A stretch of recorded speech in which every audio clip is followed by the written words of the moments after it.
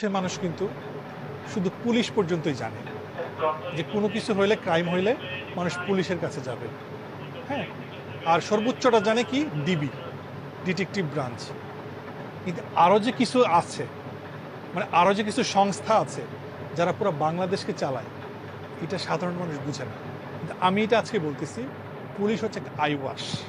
চোর তাদেরকে ধরার জন্য পুলিশ। হ্যাঁ, সর্বোচ্চ ডিবি, যেগুলো হচ্ছে নর্মাল যে ইনভেস্টিগেশনগুলো করে। কিন্তু সারা বাংলাদেশের আপনি ইন্টারনেট বলেন, ইনফরমেশন বলেন, মানে তথ্য ভিত্তিক যত যা কিছু আছে, মানুষকে ফাঁসানো, এমপি বানানো, মন্ত্রী বানানো, চেয়ারম্যান বানানো, মেম্বার বানানো, এই সব কিছু করে ডিজিএফ। এভরিথিং। মানুষ এটা জানেই না। মানুষ এটা জানে না। মানুষ শুধুমাত্র ওই যে পুলিশ পর্যন্ত আর ডিবি পর্যন্তই জানে।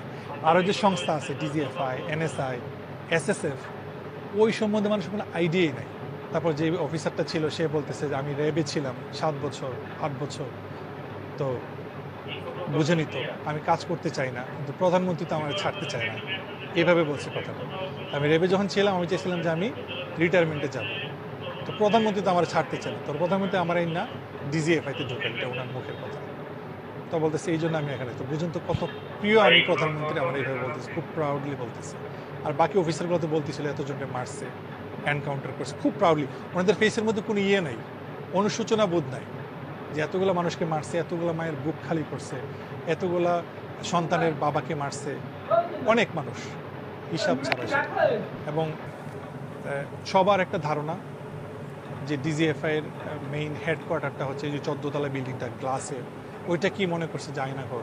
অনেক মানুষ কিন্তু এটাও বলে যে আমার বাসা তো কাফরুলে, কচু খেতে, প্রতিদিন আমি স্কুলে যাই, কলেজে যাই, বাজারে যাই, অফিসে যাই, এই বিল্ডিংটা তো চোখে পড়ে। এখন মানুষ বলতেছে এই বিল্ডিংয়ে যে এত কিছু হয় আমরা তো জানতাম না।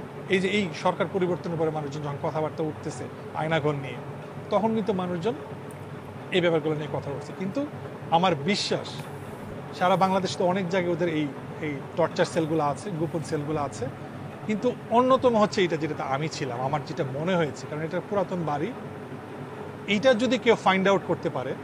আমি অনেক হিউম্যান রাইটস অর্গানাইজেশন কাজ করতে চাই, আমি অলরেডি জানি।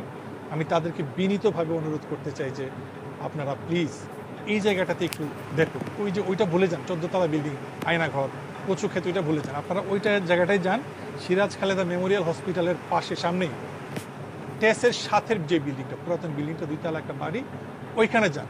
ওইখানে গেলে আপনারা অনেকগুলা টর্চার সেল পাবেন এবং তাদের সব কিছু পাবেন, যত অস্ত্র আছে সব কিছু এখানে পাবেন। এবং ওইখানে যে কতগুলো গোপন আস্থানা আছে, অনেক আছে, এটা আমি বলতে পারি। এবং অনেক মানুষ এখনও বন্দী, তাদের এক্স্যাক্টলি অনেক অনেক লোকেশন আছে তাদের এই বন্দিশালার, ডিজিএফআই, যা এখনও পর্যন্ত পাবলিশ হচ্ছে না। এবং কিছু কিছু মাত্র অফিসারকে হয়তো বা স্যাক করা হয়েছে, তাদের চাকরি থেকে বরখাস্ত করা হয়েছে, কিন্তু তাদের সাথে যে আনুষঙ্গিক অন্যান্যরা যারা ছিল